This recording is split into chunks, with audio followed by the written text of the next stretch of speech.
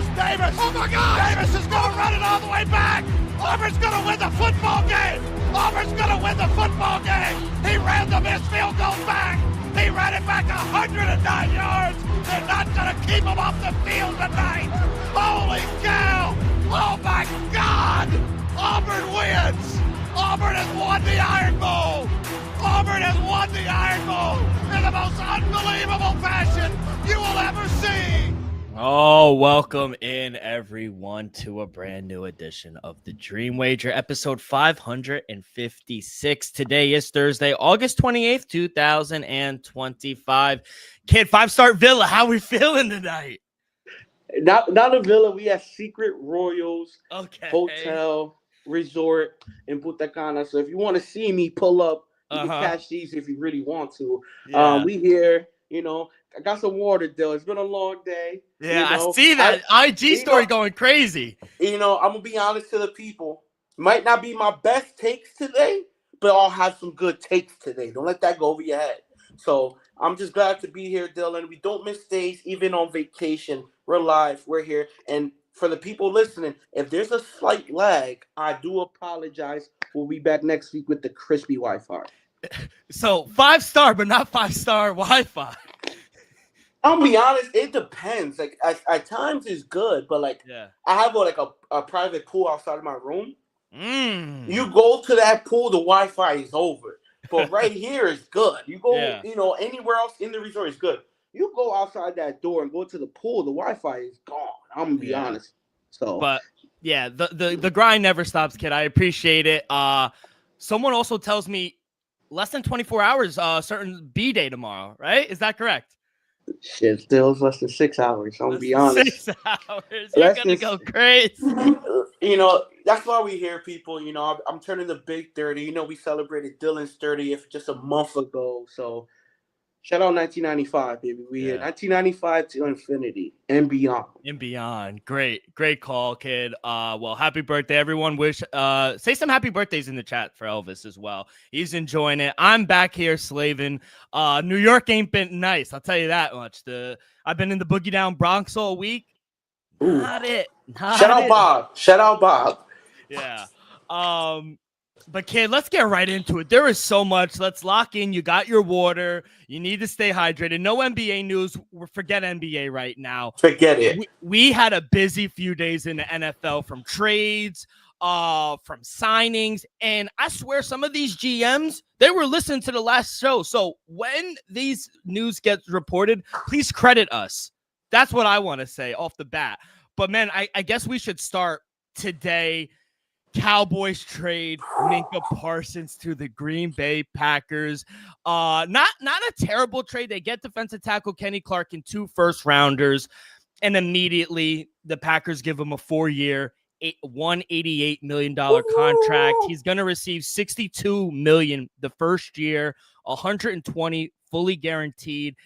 He has obviously incentives, but he could get up to $136 million guaranteed money. It's all records for a non-quarterback. Kid, we said it. If Jerry Jones was going to trade him, you need 2 first-rounders. They handled it wrong, in my opinion, but they do get back 2 first-rounders. What's your thought? Overall, I'm kind of shocked by it because, usually Jerry Jones throughout history, he goes with the drama and then he pays his, superstar. Ezekiel Elliott a couple of years ago, Dak Prescott, CeeDee Lamb. And I'm gonna be honest, I'm shocked that Jerry Jones wasn't able to pay Minka Parsons. I don't know what made Jerry trade him to Green Bay. If I'm Jerry Jones, I'm trading him out of conference. That's one. I'm trading him to the AFC. I'm hitting the Browns. I'm hitting one of these teams that I will face once every 3 to 4 years, right? The fact that you trade him to Green Bay, I haven't checked the schedule, though, because I just got back to my room. I'm interested to see if Green Bay plays the Cowboys this year. I hope it's help. Must-watch game. Must-watch game, people. Right now, letting you know, Minka Parsons anytime sack. Take it right now. But overall, though, I'm shocked that Jerry Jones let, I'm going to be honest, though, potential Hall of Famer walk out of the building. Yeah. Yes, you got defensive tackle Kenny out of him. 2 first-round picks, but we both know the way the Packers are set up right now, those 2 first-round picks are going to be at least a bottom 12 pick, 20th to 32. God bless them if it's 32, but I'm going to say between 20 to 32, Dill. I think the Green Bay Packers won this trade by a mile. I understand 2 first-round, maybe not a mile. I understand 2 first-round picks might be a load, but let's just say Minka Parsons within these 4 years wins 2 Defensive Players of the Years. To me, that's worth it. I think Minka Parsons has solidified himself as a top 5 defensive player in the league.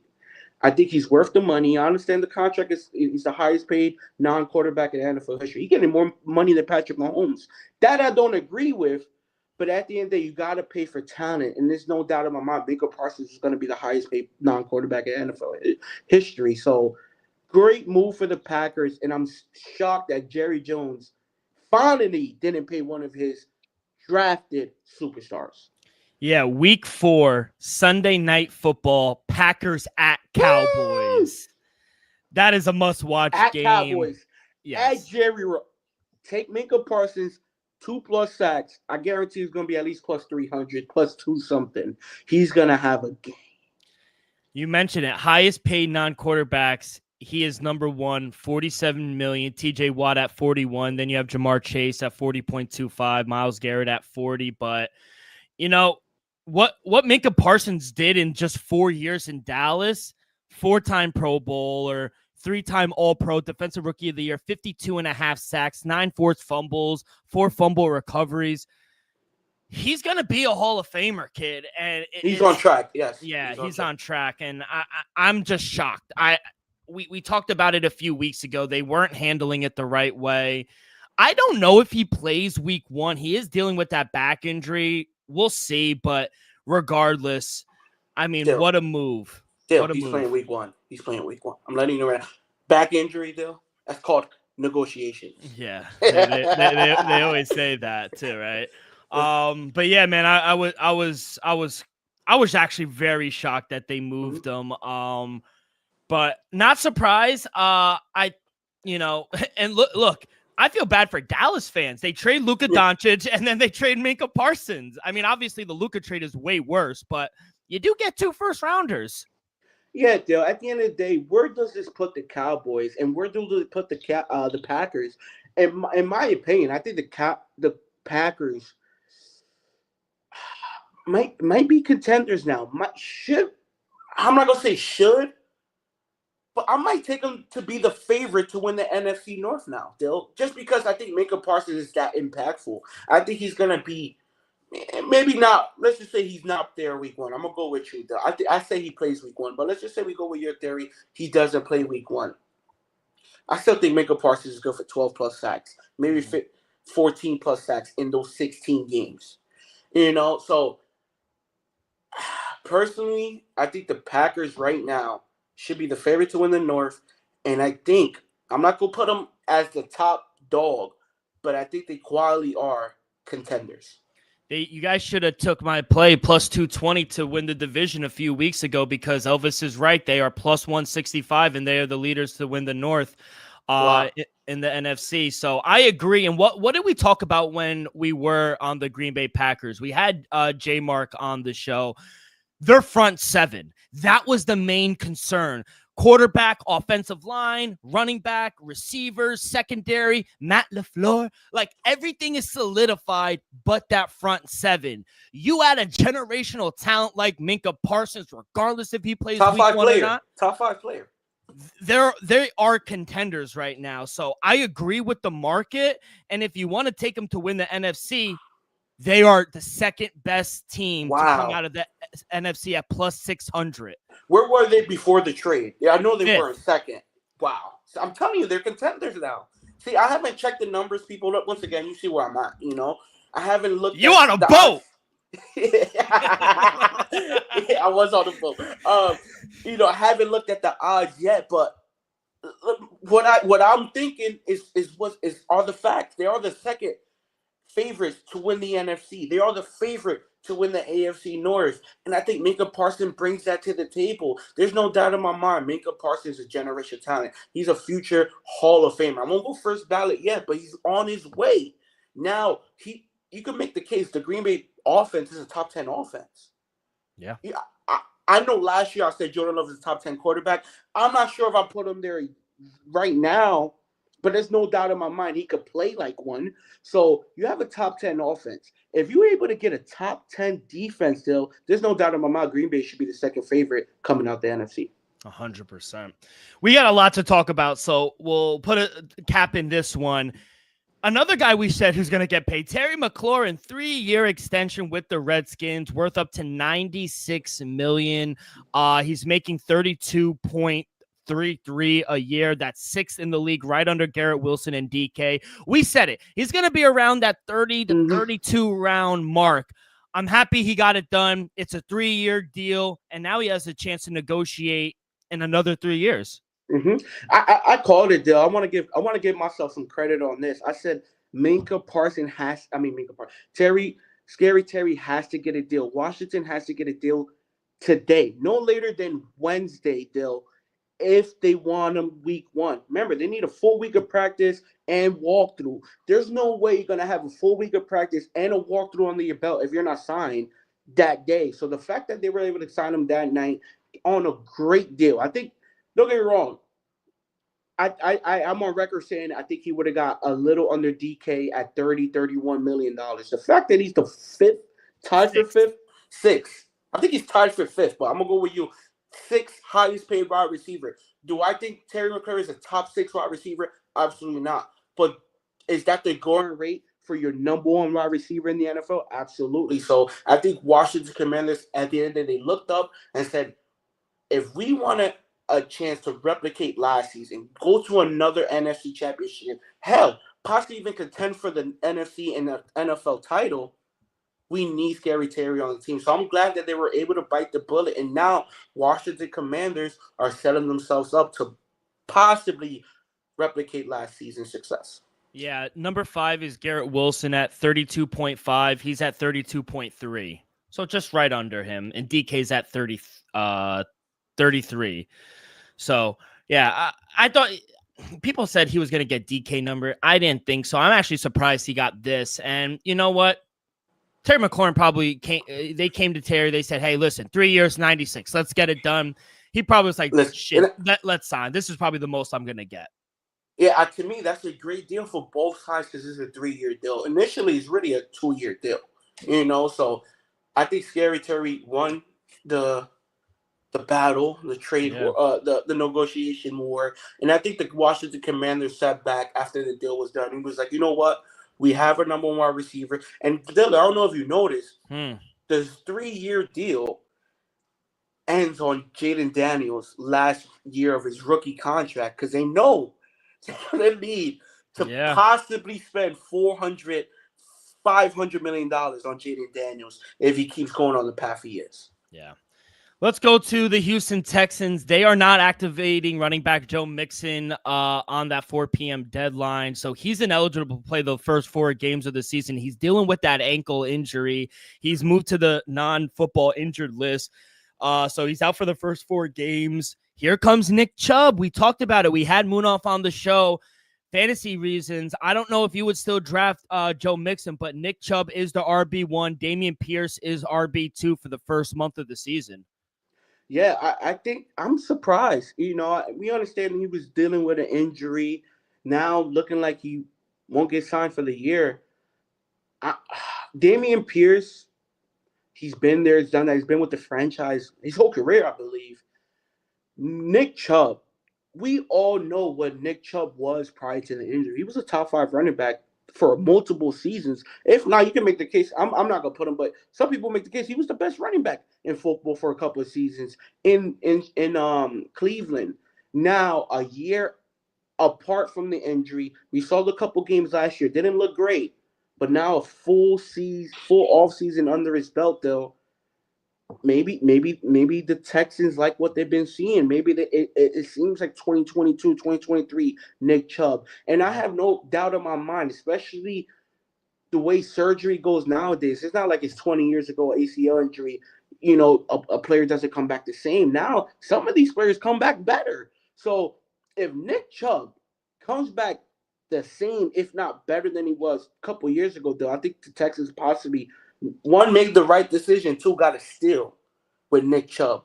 So hopefully moving forward, I think Nick Chubb could be a success. It's just, are we going to see Nick Chubb the last, 6, 7 games we saw in Cleveland last year? Or are we going to see 22, 23 Nick Chubb? Another holdout ends. Bengals and Trey Hendrickson reach an agreement on a $14 million raise this year. So he is going to make $30 million in 2025. But he is still scheduled to become an unrestricted free agent after this season. So, you know, he also has a restructured deal in Cincinnati where if he plays 60% of the plays and they make the playoffs, he does get an extra $1 million. But he's the sixth highest, just like Terry McLaurin, sixth highest edge rusher in the league. He's making $30 million, right over Josh Allen of Jacksonville. Nick Bosa's at 34, Max Crosby's at 35, Daniel Hunter's at 35.6, Myles Garrett's at 40, and TJ Watt's at 41. I think this is right. I think $30 million is good for Trey Hendrickson. I think the number is perfect, Dale. And I know a lot of people be like, oh, they didn't get an extension. I think this is just a bridge deal to work out something long-term throughout the season. I wouldn't be shocked if come week 8, week 10, week 12, Trey Hendrickson announces a 4-year, 5-year extension with the Cincinnati Bengals, Dale. At the end of the day, we saw the season he had last season, led the NFL in sacks. There's no doubt in my mind, and I think you would agree with me, he's the best defensive player Cincinnati got. So why would you let him go after you had a horrific defensive season last season? The only thing you could build off is Trey Hendrickson, the sack leader in the NFL. So to me, they made the right decision giving him a bump in pay. But also, I also think they will get a long-term deal done throughout the season. Because guess what? Next year, he's an unrestricted free agent. He don't need to talk to you. He don't even have to talk to Cincinnati after week 18 or if they make the playoffs after the playoffs. He don't even have to go back there. So I'm going to assume Cincinnati gets a long-term deal done before week 12. Because you don't want Trey Hendrickson to walk for nothing, or he gets traded at the trade deadline, which I doubt. Yeah, I think he stays put. I agree. I think this just buys him an extra few months to get a long-term deal done in Cincinnati. But we got a reunion, kid, in Las Vegas. Well, it was Oakland back in the day, but wide receiver Amari Cooper giving Vegas some help, and Geno Smith and Pete Carroll. He returns on a 1-year deal. I think that's good for Las Vegas. What? What's it? What? Amari Cooper. Oh, yeah. Shout out Amari Cooper. To me, definitely past his prime, though. I apologize on that. Definitely past his prime, but is he still good for about 40 to 50 catches, 400 to 600 yards? Maybe. 3 to 5 touchdowns? I think so. I think Amari Cooper, especially at home games, I think he's still a solid second option, maybe a third option. There's no doubt in my mind. It's just we saw, especially throughout last year, even in Buffalo, though, to me, what hurt me was the playoffs. He couldn't even go over 18.5 yards. Trash. So I'm a guy that took Amari Cooper over, I think, 23.5 in the divisional round. No, in the wild card round. And then over 18.5 in the divisional round. Lost both, people. So I'm here talking as a bettor. I'm happy for Amari Cooper, but to me, I think the Raiders could have done a better move. Yeah, I agree. But let's look at the depth chart, kid. I mean, their best receiver was arguably their tight end, Brock Bowers. You bring in Amari Cooper. I know he's past his prime, but who was your best player? Jacoby Myers? No disrespect. I like Jacoby Myers, but I agree with you, though. I'm not disagreeing with you. But all I'm saying is we saw what Amari Cooper was able to do in 2 games in the playoffs. And all I'm saying is me and him had the same yards in the divisional round. That's all I'm saying.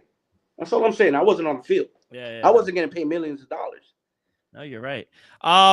We have a trade. The Browns, speaking of Vegas, the Browns are sending Kenny Pickett. You were right. They didn't cut him, but they did trade him. What I tell you now, They if traded one him. had to go, it's Kenny Pickett. Come on now. And you know what? Aiden O'Connell, who we're fans of Aiden O'Connell. We think he's a pretty decent backup, but he did break his wrist. He's expected to miss 6 to 8 weeks. They needed to find a backup for Geno Smith.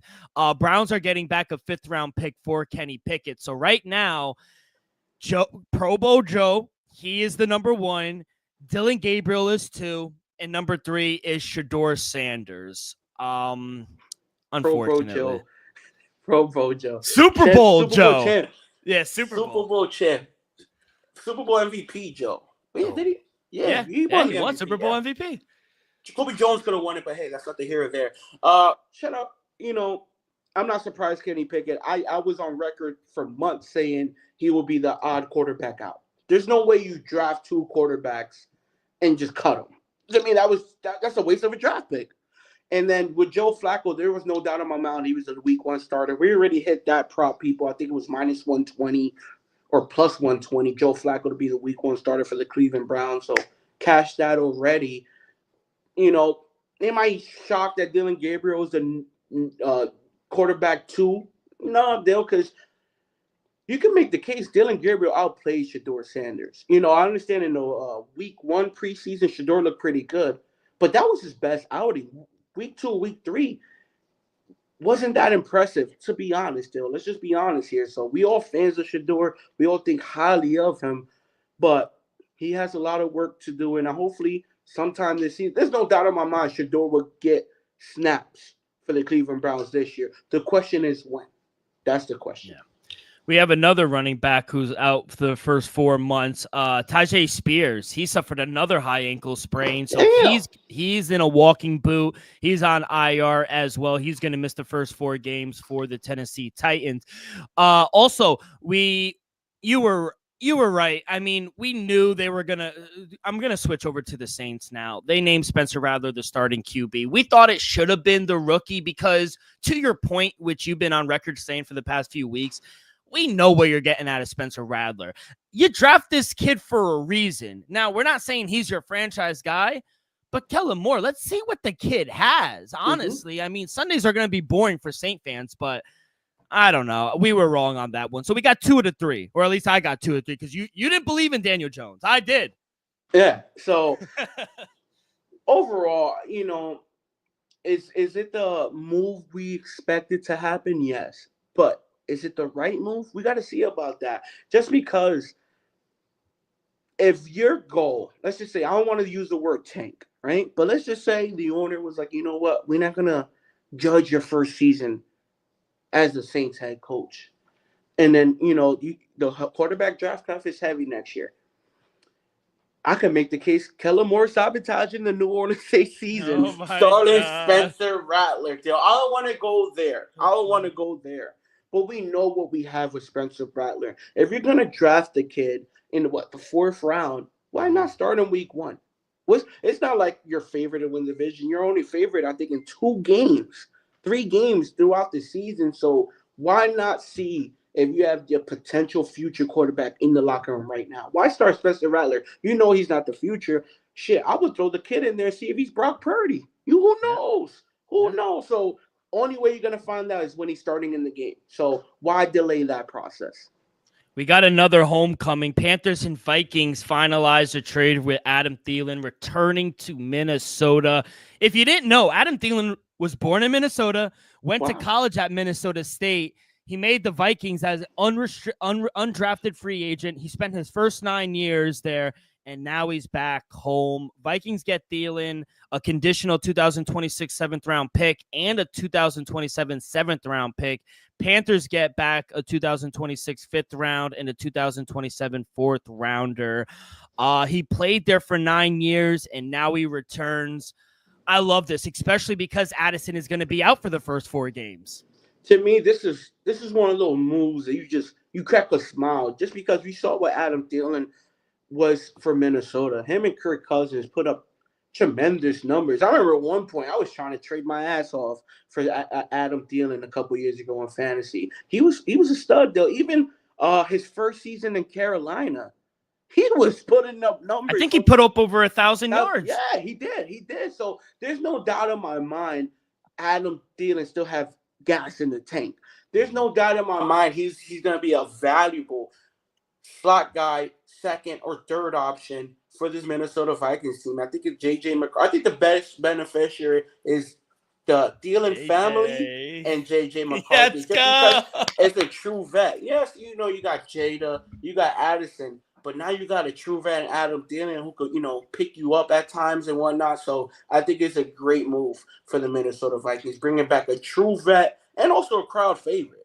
Yeah, the crowd loves him, and J.J. McCarthy has been working with Adam Thielen in the offseason for the past 2 years. So the connection is already there, and my ticket for him to lead the league in passing just went up, baby.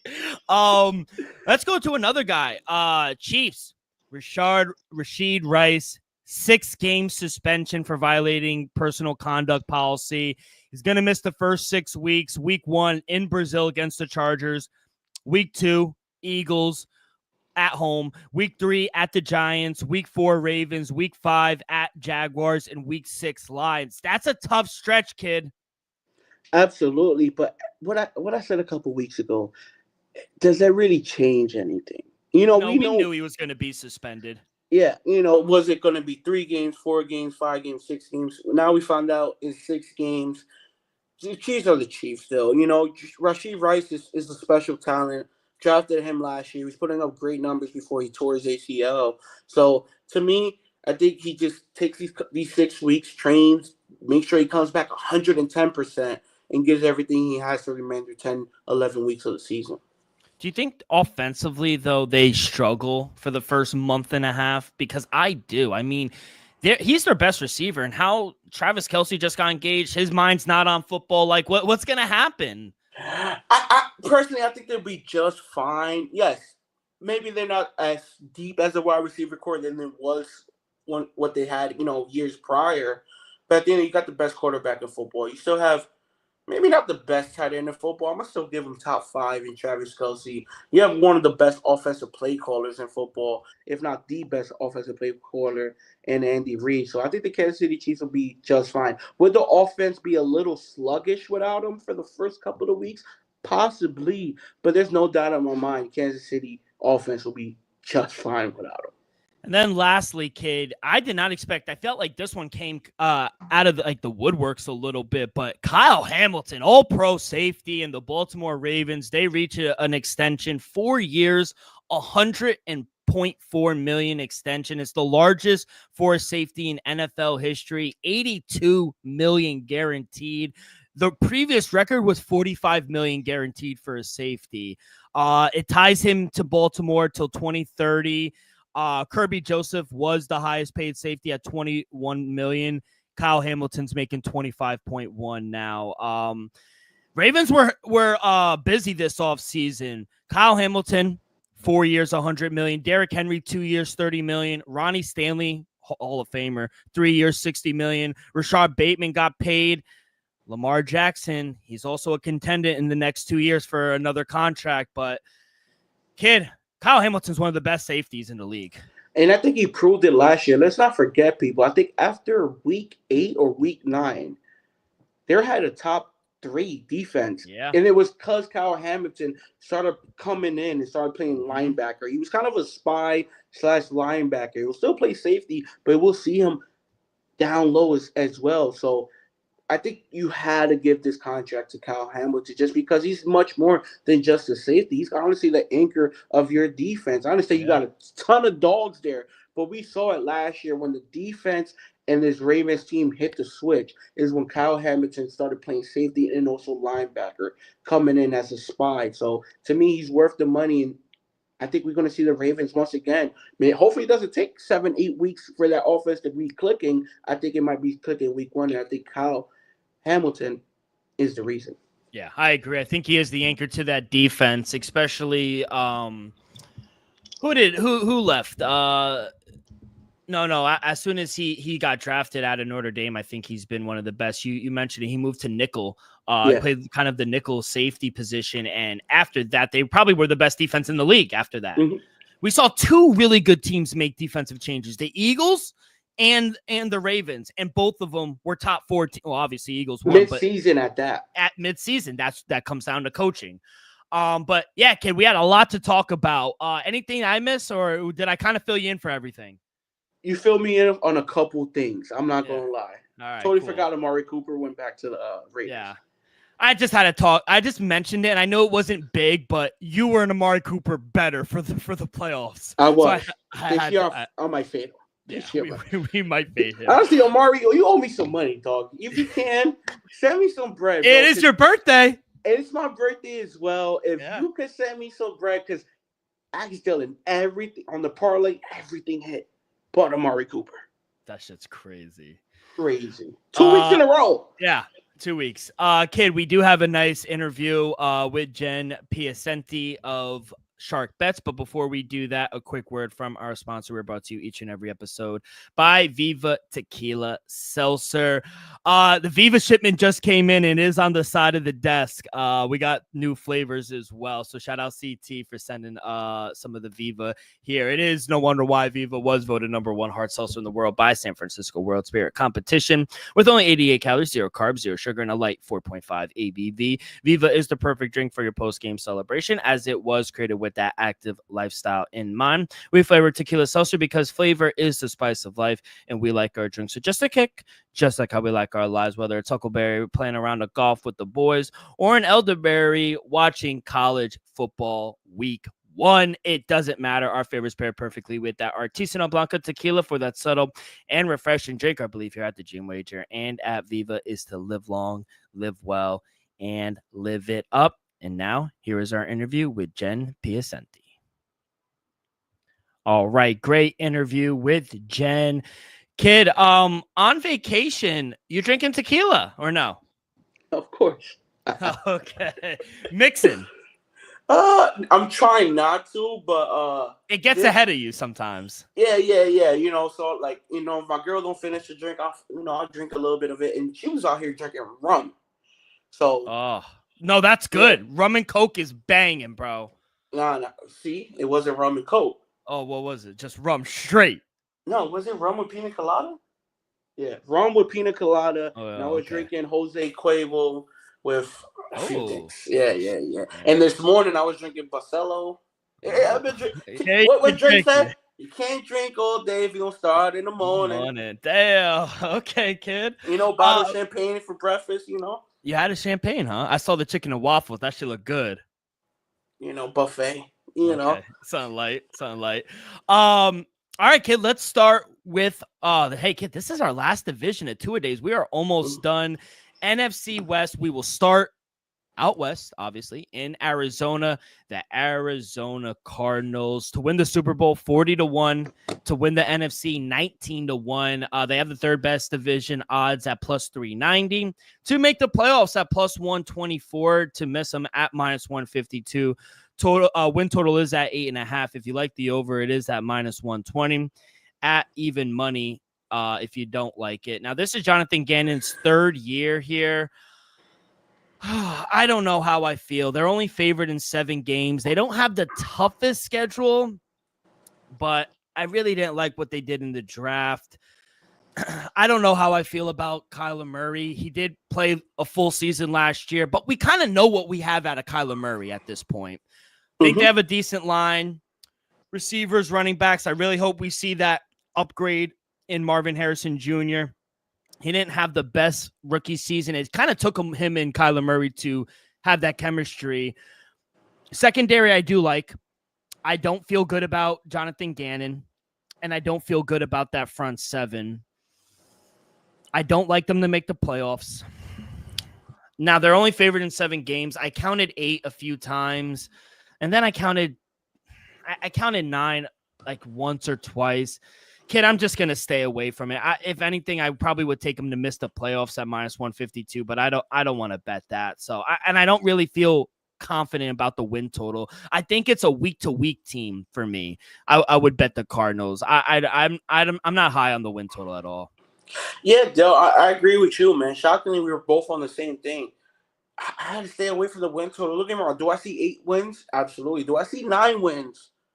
Yeah. You know, I'll give them a shot to win 9 games. To go to 10, absolutely not. But would I be shocked if Kyler Murray and Marvin Harrison somehow have a great season this year?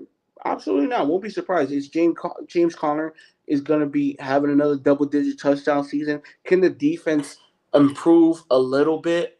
I got to see about that, Dale, but I definitely see the potential for a 9-win season. So if gun to my head, I will go with the under. But I wouldn't be shocked if somehow Kyler Murray and this team could win 9. I doubt 10 wins, but who knows? But I had to stay away. At 8.5 wins, It seems spot on. Yeah, I think them and the Raiders are the only teams I didn't give over under to because they were spot on. Yeah. You think they're? Well, I want to get your thoughts before we get on the player props. Thoughts on Jonathan Gannon? Do you think he's the right guy? Because I think if they have another mediocre season or win 8 or 7 games, I think he has to be on the hot seat at this point. I think he's on the hot seat right now. You had 2 straight mid-seasons. I understand 1 year Kyler dealt with injury. He got hurt. Yeah. Last season, the offense was a little sluggish. I have faith in him. We saw what he was able to do in Philadelphia during their first Super Bowl run. So there's no doubt in my mind he could call plays. It's just, is he that guy? Is he able to turn around the Arizona Cardinals? I'm not sure about that. So in my opinion, he's on the hot seat right now. I think you have to at least go down to week 18 on a win or lose basis. I mean, you win, you're in the playoffs. You lose, you miss the playoffs. I think the last game of the year has to count for something. If your season over, let's just say week 13, week 14, I think he's fired.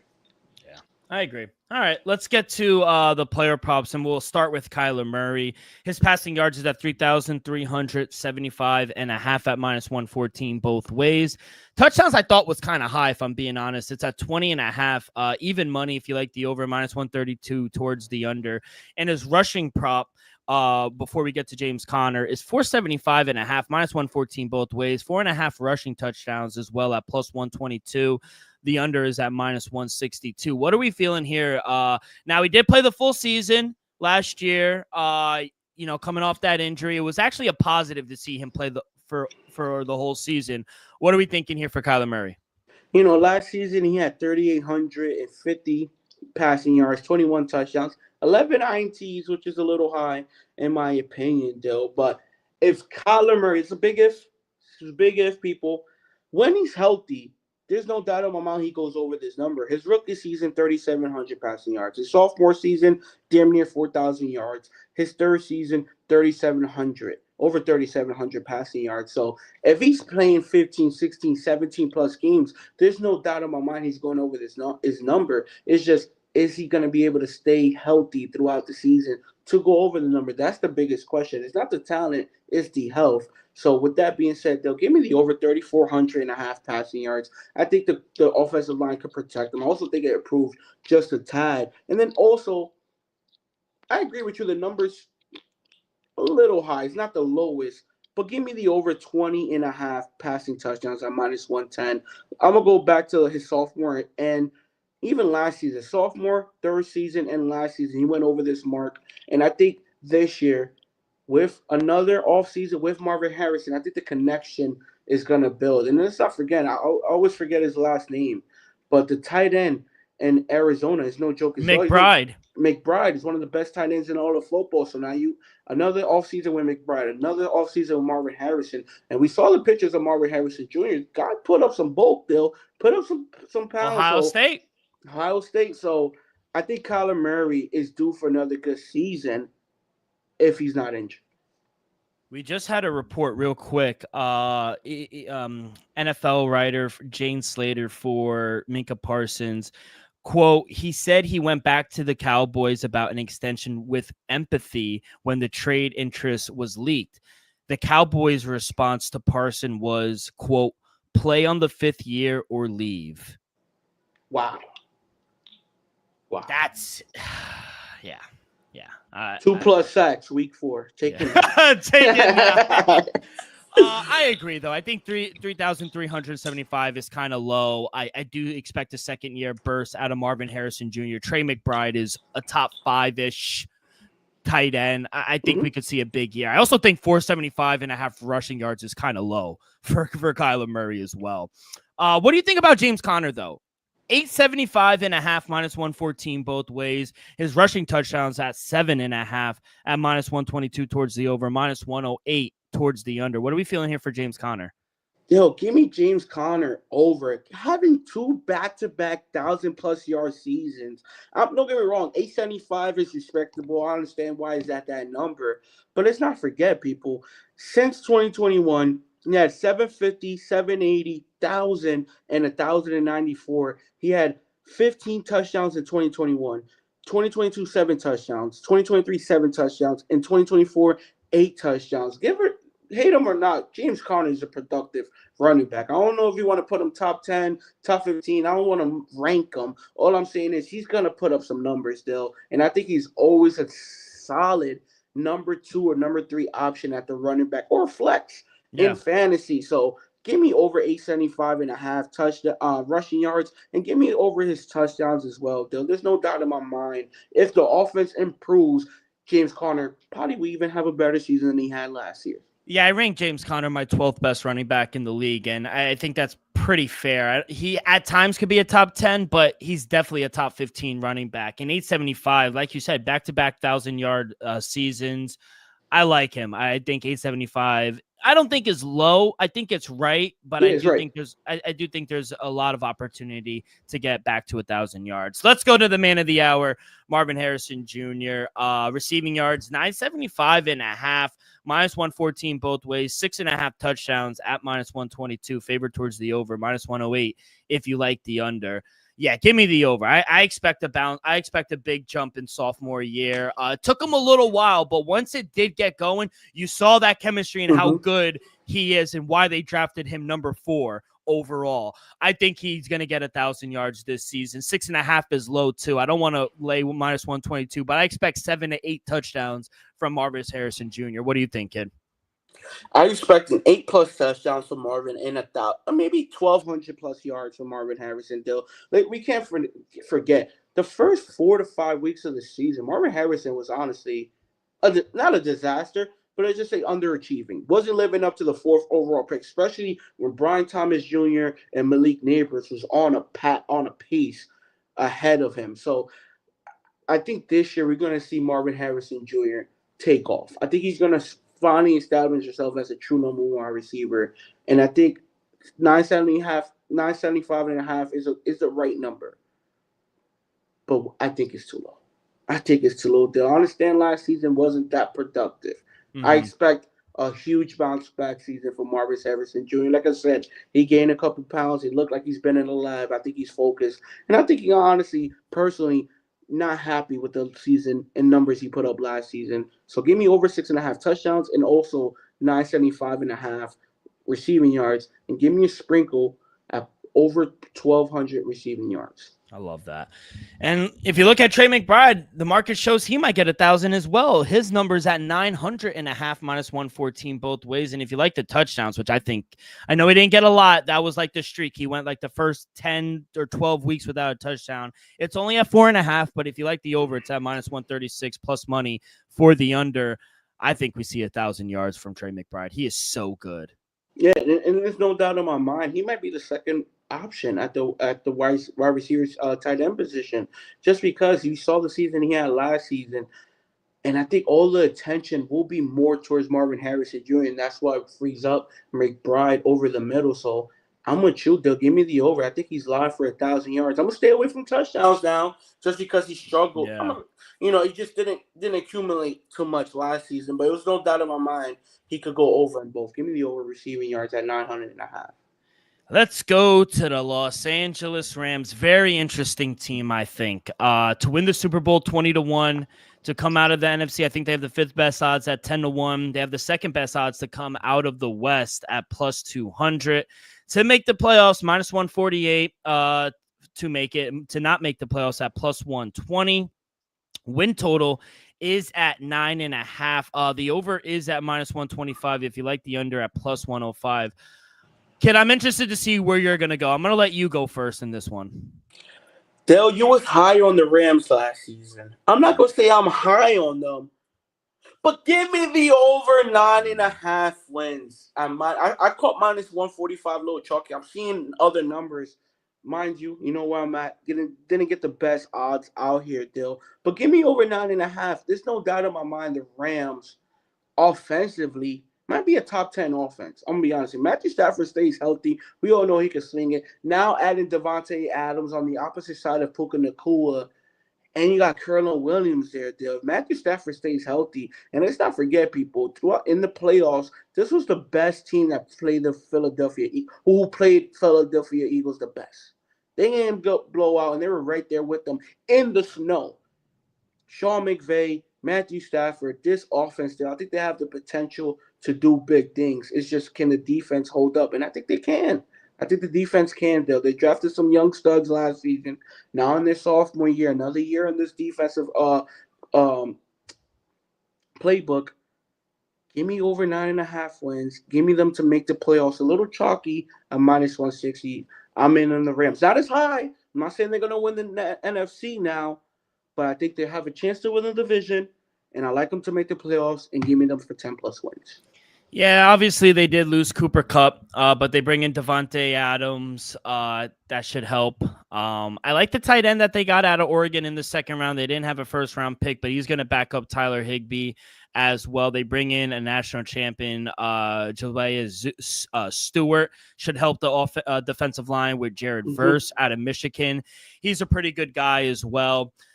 Yeah, I think -148 to make the playoffs is good, but I just would rather take the over 9.5 wins. I love the defense. I think the front seven got better.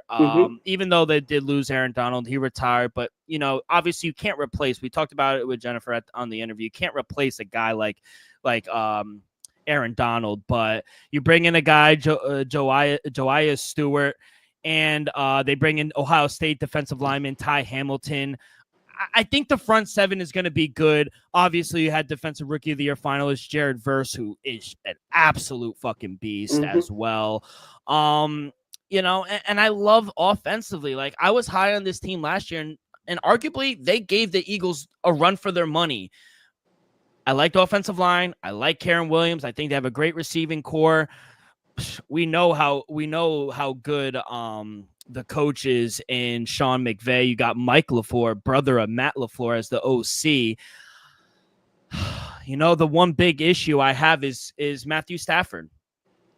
He's been dealing with that back injury all preseason, and I think this team goes as he goes. If he gets hurt, it sucks. I anticipate and I call Jimmy Garoppolo will play sometime this season. I think he will. Yeah, we all know Matthew Stafford is one of the toughest quarterbacks in the NFL. But he's also one of the oldest quarterbacks in the NFL, and he always deals with, nicky-knack injuries that keeps him sidelined a couple 2 to 3 weeks, finger, ribs, back, So I wouldn't be surprised if Matthew Stafford is sidelined for, 3 to 4 weeks this season. But Jimmy Garoppolo is very serviceable, and we've seen Sean McVay have success. We saw Baker Mayfield in just 3 days go in there and have a game-winning drive with Sean McVay in this team. So there's no doubt in my mind Jimmy Garoppolo, who's been there and done that at the biggest stages, not won it all. As a Patriots, he did, but not win it all as the main guy. But we know he's capable of getting you to the playoffs and also winning playoff games. So I think the Rams will be just fine. I think Jimmy G is a perfect backup for this team right now. Still, I like the Rams. Yeah, I do too. No quarterback props, obviously, for Matthew Stafford. He's been dealing with that back injury all preseason, so we'll see how he is in week 1. But let's go to Karen Williams, arguably a top 5 year last year. Got paid, rightfully so. His rushing yards is at 1,500, -114 both ways. His touchdowns rushing is at 10.5, -114 both ways. Hey, you think we see some regression here for Karen Williams? He has to regress just a tad, but still give me over 1,000 yards and a half at -115. Though I think Karen Williams has shown. I think he missed a couple games last season. He's a top 10 running back. I'm gonna give him that title after just 2 seasons. So I think Karen Williams has shown, especially in this offense, he's that guy. So give me over 1,500 rushing, 10.5 touchdowns. We saw him. I think he had a streak, right? He had a streak consecutive games with touchdowns. I don't know if we see that, though. Over 10.5 is very tempting. I'm going to stay away from the 10.5. There's no doubt in my mind he's capable of getting this number. I think he had, 14, 15 last season. I'm going to just stay away, but give me over 1,000.5 rushing at -115. Let's go to the receiving group. Devontae Adams will start there. New receiver coming from the Jets. 925.5 receiving yards. 7.5 is the receiving touchdown. -102. -136, the under is the favorite. What are we feeling here? Because, yes, Devontae Adams is going to get drafted in fantasy. He's a good second option, but he is getting up there in age. He is getting up there in age, though, but let's not forget, he had 1,000+ yards last season with 2 teams. Now, with Matthew Stafford, this is the what if. If Matthew Stafford plays 15+ games, Devontae Adams will go over 1,000 yards. There's no doubt in my mind Matthew Stafford, if healthy, is going to be able to feed all mouths on this team. So Devontae Adams clearly has the talent, the capabilities. I just feel like he needs Matthew Stafford to get over this number. So give me over 950.5 at -110. Like I said, he had 1,000 yards last season. Now with Puka Nacua on the opposite side, we're going to see Devontae Adams matched up. First of all, get a lot of one-on-one coverages, and he's going to be matched up with their second or third best corner on their team, Bill. He's going to win those matchups. I'm going to give him at least 75%, 65% of the time. Give me Devontae Adams over 950.5 receiving yards. I'm going to stay away from the touchdowns because you have Curtis Williams there and Puka Nacua. But I think Devontae Adams, if Matthew Stafford is healthy, is capable of another 1,000-yard season. Yeah, and I think it all depends on the status of Matthew Stafford throughout the season. Let's go to wide receiver 1 now. He definitely regressed last year from his rookie year, but Puka Nacua. Let's not forget he was out the first 3-4 weeks of the season. Yes. I had him on my team, devastated. And I think you could bank on that. He does get hurt, so I think he will miss some games again this season, but he is definitely their best receiver. I love Puka Nacua. His receiving yards is at 1,200.5, -114 both ways. Touchdowns is at 5.5. That's a little lower, -136 towards the over, +102 towards the under. What are we feeling here out of Puka Nacua? There's no doubt in my mind, Puka Nacua is a top 10 wide receiver. He puts up top 10 numbers. There's no doubt. But my biggest worry is, do they feed him too much? We've seen him. He has 12, 14, 15+ targets a game. And we saw it last season. He dealt with some injuries, though. So, sad to say, I'm staying away from the number. There's no doubt in my mind, if he's healthy, he's going to skyrocket on this number. I wouldn't be surprised if he has a shot on leading the league in receptions and receiving yards. It's just, I'm going to just stay away. 1,200.5 is a solid number. And there's a reason why it's at 1,200. But if he misses just 3 to 4 games, still, that 1,200 is done so. So I'm going to just stay away. I'm not saying go over or under. But if he plays 15+ games, he's going over. Yeah. All right, kid. Anything else here for the Rams, or is that all you got? Give me Jared Verse. Plus 1,500 to win Defensive Player of the Year, Dale. There's no doubt in my mind he's the best defensive player on this team. And we saw him even in the playoffs. He was popping off the screen, Dale. I wouldn't be surprised he takes that next bump this sophomore season. Who knows? He might have been training this whole offseason with Aaron Donald. Wouldn't be surprised he taught him a thing or two. Give me Jared Verse in his sophomore season.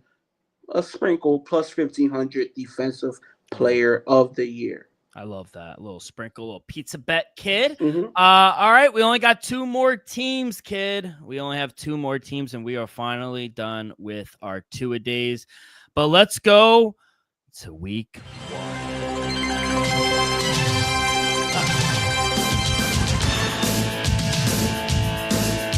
Well, you just know football is back. We actually got Rutgers is destroying Ohio right now as we speak. We got Boise State. They're struggling without Genty. They're down 10-7 at halftime on the road. But, yeah, we got week 1. Ohio State, Texas is probably the biggest game. We got 5 straight days, Thursday, Friday, Saturday, Sunday, and Labor Day is Monday. We have a game, Bill. Lone primetime game against TCU, baby. Kid, I got a lot of plays, but I'm gonna let you start us off. Yeah, What do you got? I just got a few plays for the loyal listeners that know I tread lightly to start the college season, and then throughout the upcoming weeks I'll give you more plays. But just to start it off, we got tonight for the live listeners. Nebraska taking off Cincinnati. Shout out Dylan. Yeah. Shout out Dylan. All the comparisons and whatnot, but I think what's my guy name? Matt Rule. Raiola. Oh yeah, No, Matt Rule. Matt Rule. Give me Matt Rule. Dylan Novola on the road -5.5. I did catch -6.5 yesterday. As of right now, they're -5.5 tonight at Cincinnati. I think Matt Rule in the Nebraska is going to be rolling. Give me Matt Rule -5.5 against It Cincinnati. is at Arrowhead, so it's like a neutral site. Yeah, neutral site game. So give me Nebraska. Then my final two plays, Dill. I know you were gonna like this one. Texas taking on Ohio State. The Ohio State 12 o'clock kickoff. Must watch game, people. Give me the Ohio State Buckeyes -120 on the money line. Don't get me wrong. I think Texas could do special things. I think Archie Manning could be special. But I think the Buckeyes right now, defending champs. I think you got to take care of business against the number one team in the land. Give me the Ohio State Buckeyes -120 on the money line. And Bill, you already mentioned it. My boy Bill. He's trying to get these trademarks in. I don't know. He's trying to cash in. Bill, Jordan is. Yeah, he's trying to get these trademark deals done. I love the enthusiasm, Bill. I love the enthusiasm. Bill Belichick and UNC taking on TCU. Shout out TCU, by the way. Give me the +3.5 at home. Don't get me wrong, TCU deserves to be favorite, but I think Bill Belichick, with all the noise he had this all season, about his, young girlfriend, this and that. Could we not forget Bill Belichick is probably the greatest coach of all time? He's gonna have the Tar Heels ready to roll. Give me the Tar Heels +3.5 at home, and also take their live dogs though at +140. Yeah, so right now, a few games that are going on. I have Ohio +15.5 against Rutgers. Not looking good. East Carolina +14.5 against NC State. That is too many points. East Carolina just beat them last year. Getting 14.5. I also take Buffalo +18 against Minnesota. Yeah, we ain't rowing the boats for that one. Friday, I got App State laying 6.5 against Charlotte. I love that play. Kennesaw State +18.5 against Wake Forest. Wake Forest should not be laying 18.5 against anyone. Shout out CT Bets. Baylor +2.5 against Auburn at home. Wrong team is favored. San Jose State -11.5 against Central Michigan. Central Michigan might be one of the worst teams in the country this year. Give me San Jose State laying 11.5. And then Saturday, I got a bunch. Southern Miss +13.5 against University of Mississippi. Ohio State -1, -110. Wrong team is favored. It's one of my favorite plays. Arch Manning. He started 2 games last year, and he was okay. He didn't really surprise you. He has never gone into hostile territory like Ohio State. Too much for him. We're going to get play calls wrong. We're going to get false starts. Woo, we are going to blitz this kid. He doesn't know what's coming for him. But, yeah, give me Ohio State -1. They're underdogs in some books, so shop around. Alabama laying 13.5 against Florida State. Florida State is trash. Give me Alabama. I like Alabama to make a run at the title this year. Hey, I'll say it, kid. I like Alabama. LSU, the Battle of the Tigers against Clemson. Another really marquee game Saturday night in Death Valley. Give me the Tigers +3.5. I could be so wrong because Brian Kelly is a terrible coach, but I do think Nussberger is a good quarterback, and I think it's a close game. Give me on Sunday, Utah we're still on Saturday. Utah -5.5 against UCLA. I think Utah is going to crush UCLA. And then Sunday, Notre Dame -2.5 against the Hurricanes going down to Miami. Carson Beck is the quarterback for Miami. Did we forget he's trash? What the fuck? Notre Dame -2.5, and then we're going to end it on Labor Day Monday. Give me UNC +3.5. Give me on the money line plus 135. He's the best coach ever. I know it's not the NFL. He had a whole season. He had a whole offseason to prepare. That defense is going to get rolling here at home. Plus 3.5. Keep the points. I think they win outright as well. Kid, holy shit. That was it. That was at all the college. I gave a lot. I told you. I had a lot of plays. I love the enthusiasm, Bill. Week 1, baby. Week 1. Before we get into the MLB, we have a new sponsor alert. This segment is brought to you by props.cash, the best way to research player props. Elvis and I have been using Prop Cash for the last 2 years now. It's helped us to find an edge in several player prop markets. On the web or in the props.cash app, you'll get quick visual data on player trends, matchup history, and recent performance across every major sport. Clean, reliable stats that make it an easier way to spot value on player props. Plans start at $19.99 a month, and right now you can get 25% off your first month with the code DREAM25. So download the app, not now, but right now. Sign up for the monthly subscription. Use code DREAM25, and you'll be paying just $14.99 your first month.